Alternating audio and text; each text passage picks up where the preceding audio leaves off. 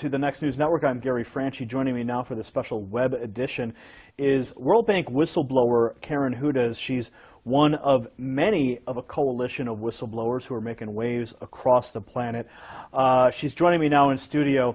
Karen, welcome to the program. Thanks for having me on, Gary. Karen, just before we went to air, we were discussing the global corruption, the global syndicate, the bankers. Who are these people? Who are the individuals? Who are the puppet masters pulling the strings of the bankers? Well, because you had mentioned the Jesuits in a previous interview, so I'm intrigued as to know where's the connection to the Jesuit order, as well as through the Vatican and beyond. There's many secret societies in the world. Many people speak of the Illuminati and the Masonic orders, the Order of the Garter, many of these super elite organizations that operate in secrecy. So I know I've named a few already, but if you could help us elaborate on these points, who are the people pulling the strings? Well, do you remember when there were ghettos and you had something called a Judenrat that were the ones that would draw up the lists of the Jews that were going to get exported the next day? Do you remember how that system worked? Well, it was a little before my time, but history would dictate what happened in those ghettos. So elaborate, please. These were traitors to their people who were helping because they thought they were going to save themselves. That's maybe why they did that, but it doesn't matter what their motives were. They were doing the work against their people. Now, think of this as an elaboration on a larger scale, and what we're dealing with actually is humanity and the elite, the secret societies, the Vatican. They're traitors to humanity, because the one at the very core that's pulling the strings is a different species. They're not the human race. They're called Homo capensis. They have been on Earth together with humanity for before this ice age. And the reason I know about this is because I was trying to help out a movie producer who couldn't get his movie.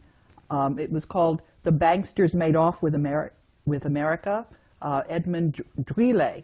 And he introduced me to his network of whistleblowers. One of the people in that network is a neurologist who went to Yale Medical School and was retired, and he was trying to find out what was at the very core of all of this corruption. And so you mentioned this species, an additional species of humans, or no, they're not humans. They are so distinct from humans that if they were to mate with humans, their offspring would not be fertile. Now, are you speaking of the biblical Nephilim is an entity that people have discussed and tried to understand for millennia, and that is the race of offspring of humans and the fallen angels from. No, these are not angels. These are not spiritual. Well, the Nephilim themselves were the offspring of the fallen angels and humanity. Is this the same species? They are not fallen angels. Mm-hmm. They are critters. People who I am getting emails from saw them the day before. They look just like human beings, except they have these big skulls. And that is why in the Vatican, you see these crazy meters, is what they're called. And that's why the very first Jew, Moses, wore one of those things, because he was one of those Homo capensis as well. We have DNA samples of them. And the reason we know this is because it was in the papyri of one of the pyramids. I found this out from from the internet. But what is really remarkable, actually, is that we have had so much evidence, and we haven't had any studies into it. If you look at the archaeology, there is a civilization off the coast because the sea level has risen by 400 meters. But what do we know about this ancient pre-Ice Age civilization? We do have a map that's left over from there because it shows the coastline of Antarctica before the ice froze on it. And it's following that landmass perfectly. So what we have is we have evidence. There's also evidence in South Africa. There are a lot of these skulls that you find. And what You're speaking of the elongated skulls that have been found in graves, and even some of the skeletons found with these are in fact giant people. That is something different. No, I'm not talking about that. I am talking about a large skull. The elongated skull, the elongated cranium. Some are in Peru, some are elongated. But in other places, they're just round like pumpkins. And the individuals that were seen in Egypt, I've seen drawings of what their skulls looked like. It was just massive, much larger than human being skulls. And also, you know, in a human skull, there's something they call the parietal, where it's in 3 different segments. This critter doesn't have those separations. It's just so you're saying that this specific species of individuals is occupying the Vatican and functioning through the Jesuit order?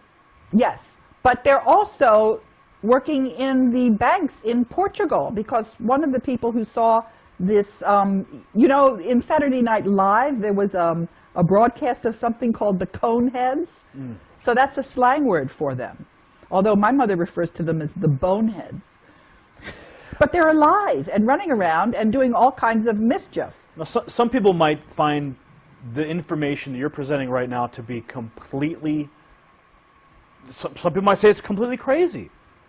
What do you say to those people who are watching this right now going, I don't believe a word of it? I would say you need to read the articles that Ed Spencer has sent me. You need to look at the skulls in the museums. You need to read the DNA studies.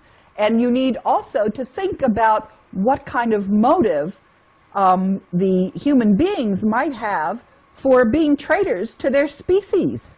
Why would they do this? Why would we have a banking system where all the money ends up going to the Vatican and people run around starving?